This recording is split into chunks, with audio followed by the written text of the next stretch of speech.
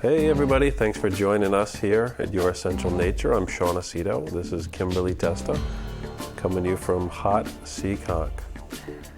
How are we doing in the heat? It's not that hot today. I don't know what you're talking about. Have you been outside? Yeah, it's great out. My brake lights melted on the way here. Oh, it's beautiful out.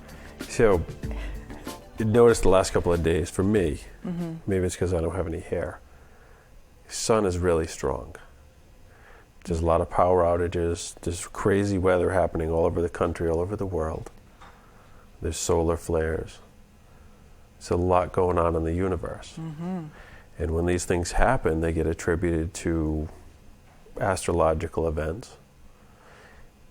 It ties in with the idea of astrology and the zodiac and all these different signs people use. The planets are doing this and that and this and that.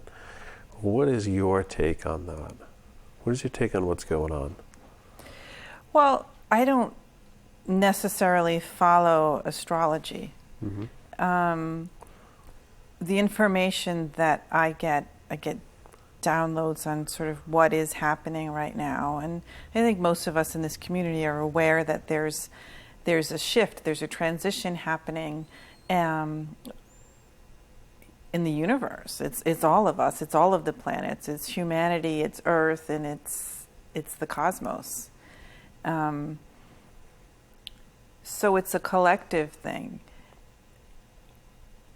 I believe, yes, we're influenced by the planets, but I also believe that we can step out of that as well, individually and or collectively.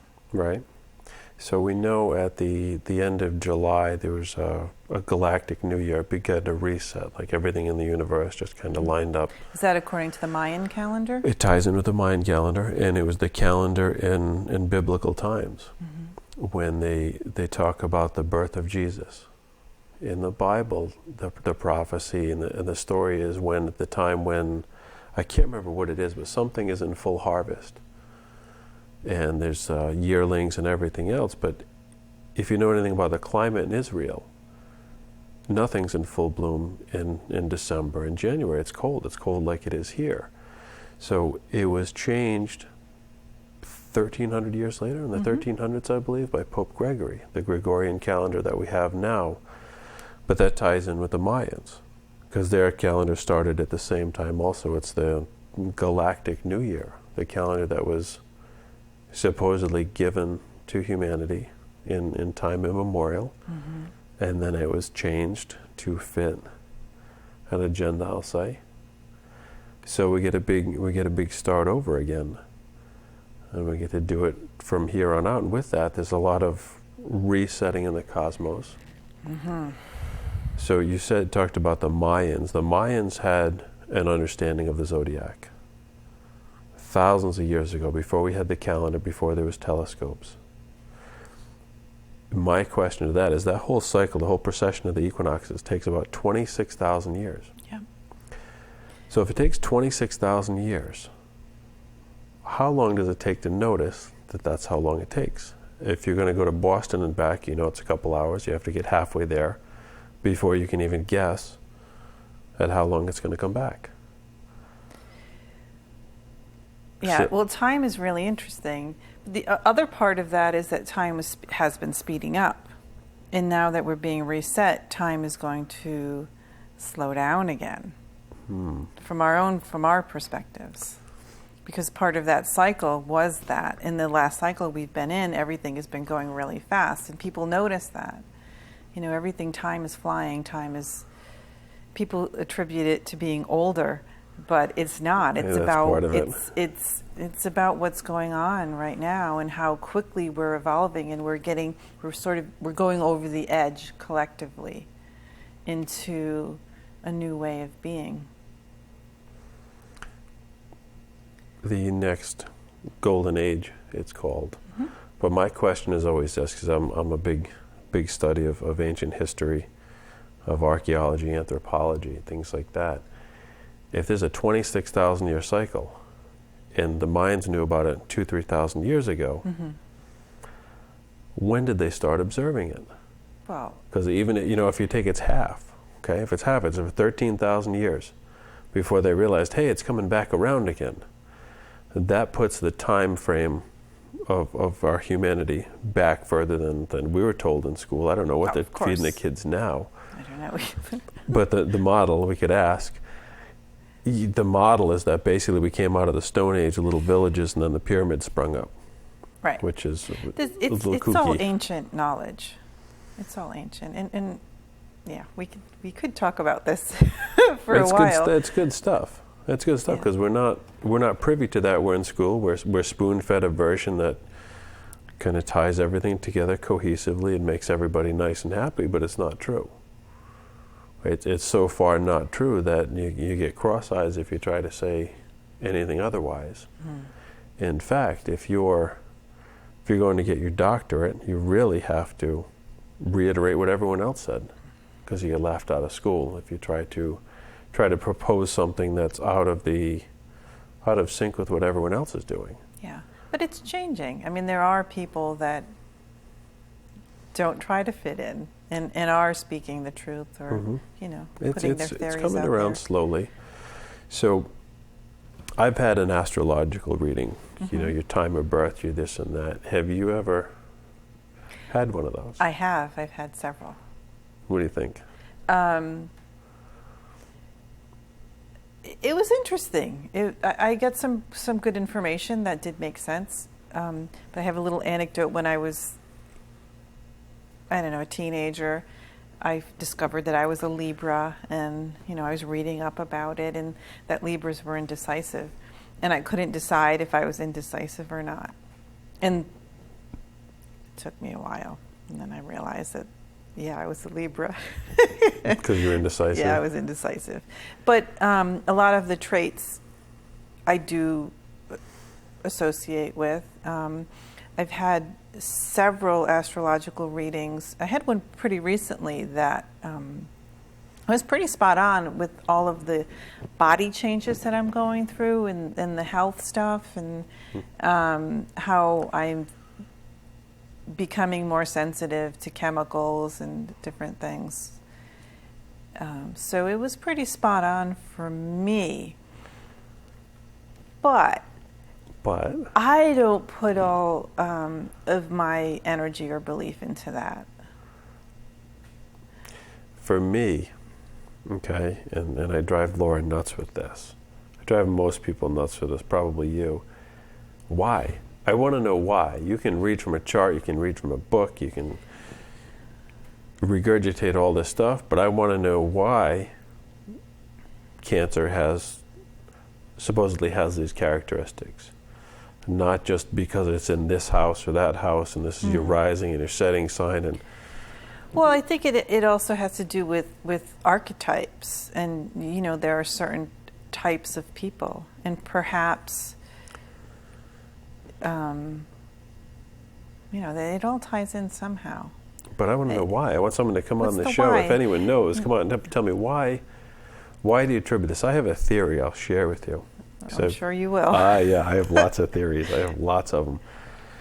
So the zodiac signs that you're born under are such that when the sun is rising, the constellation behind the sun is what you're aptly named for. So I'm a Cancer, I was born in June. When I was born, the sun was coming up, and behind that was the constellation Cancer. My theory, and it's just a theory, I don't have a PhD, is that star system carries a certain vibration, frequency, energy, light, whatever you want to call it, that's emanating from there. Because those little stars there, those are suns. I always thought they were planets, but they're actually suns with planets around them. So whatever light is coming out of that system is magnified by the sun in that moment. And shining off your head. And shining off my head, my crystal ball. And that's the imprint that you're kind of given. Yeah. Well, and is it predestined as well? If we choose, We choose our parents, we choose our birth time, and we choose to have certain experiences in our lifetimes. So then, wouldn't it make sense that we do choose to be born at a certain time so that we would have certain characteristics which would cause us to perhaps react in certain ways through our lifetimes? I mean, God, there's so much to all of this. But I also think that we can come out of it as well. Well, of course we can. That's where the choice and the free will is. It's like there's some order to the universe, but then there isn't. Something's holding it together.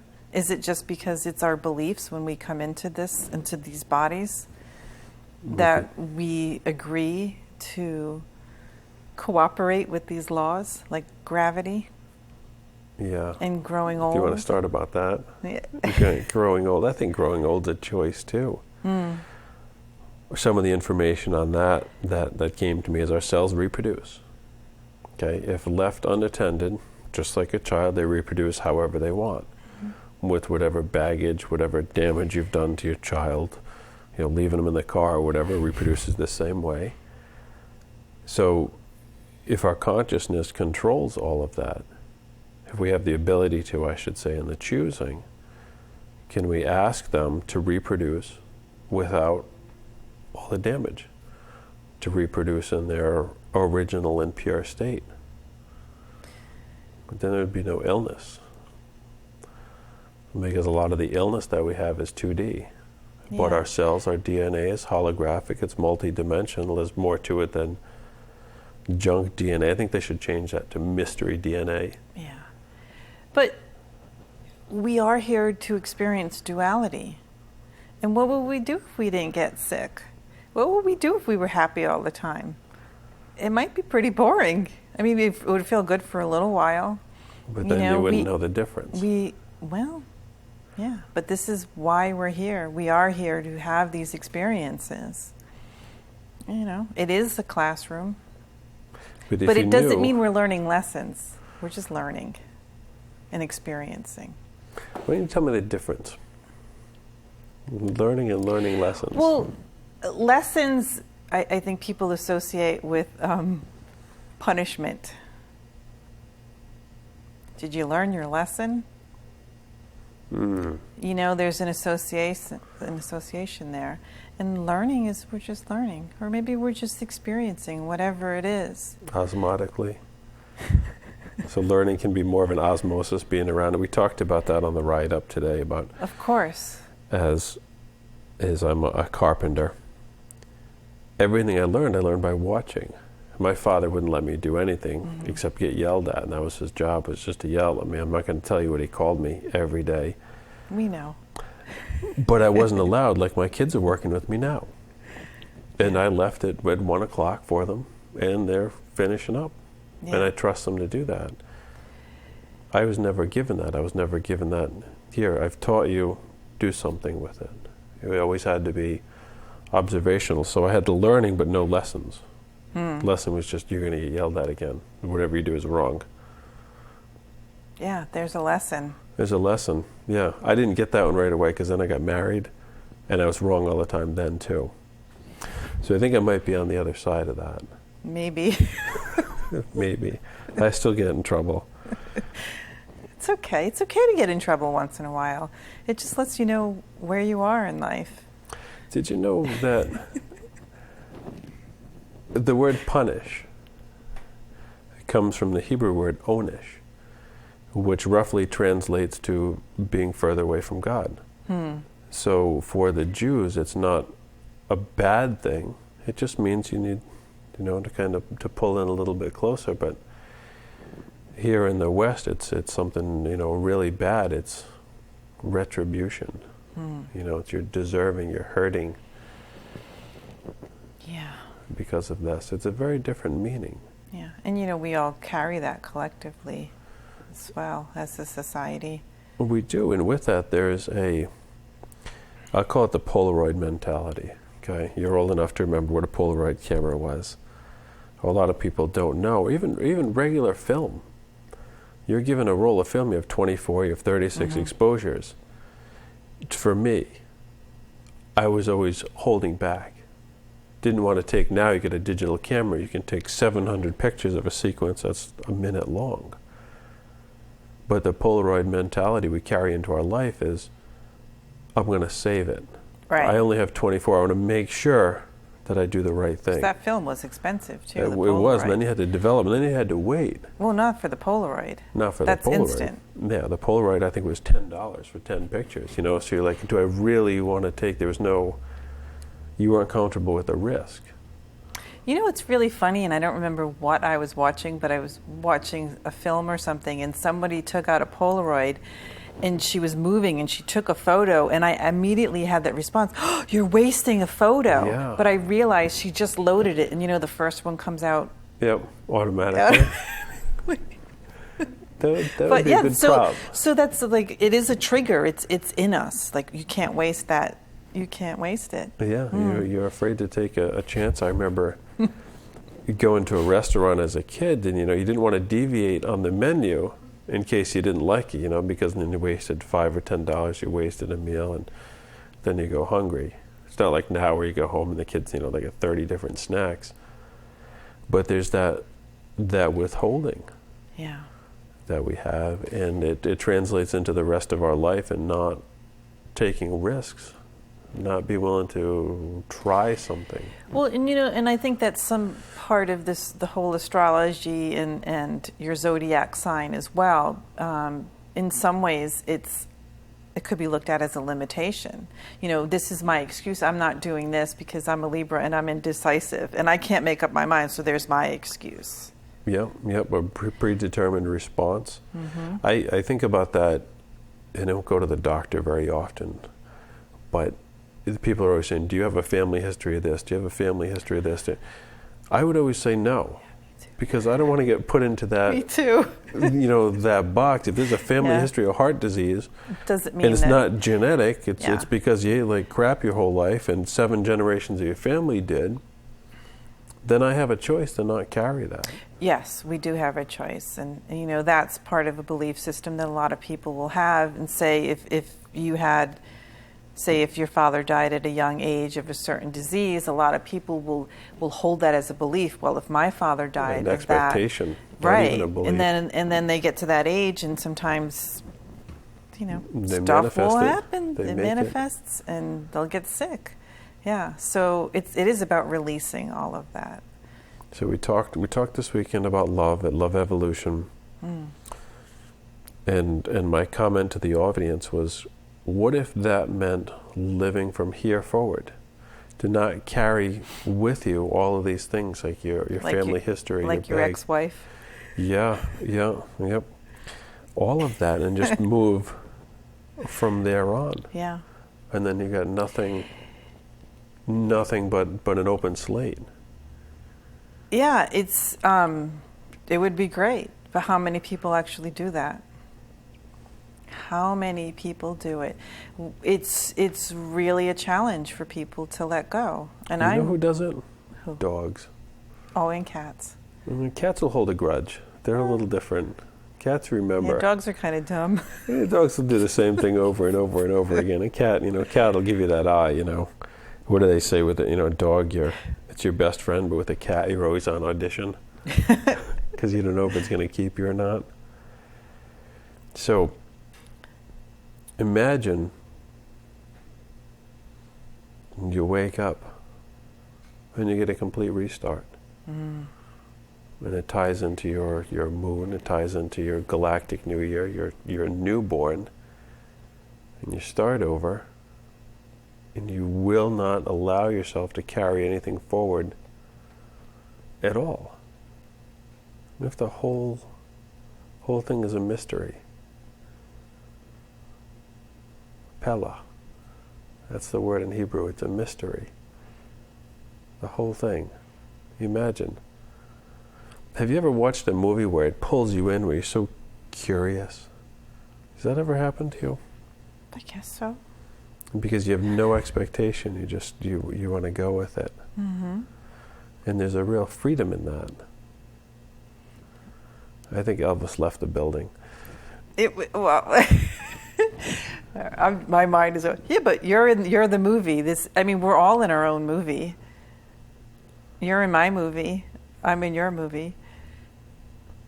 I'm just thinking about you waking up and forgetting everything and not knowing how to eat or get dressed. And, yeah. You know. Well, that's what happens when we get old, right? We revert right back to the very beginning.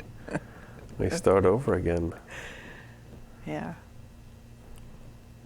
So, like physical pain, I get people on the table. They have all these ailments. Uh-huh. You talk to them, you scramble their eggs for an hour, and you get them, well, get up. How do you feel? I feel great. Do you feel that? Oh, no.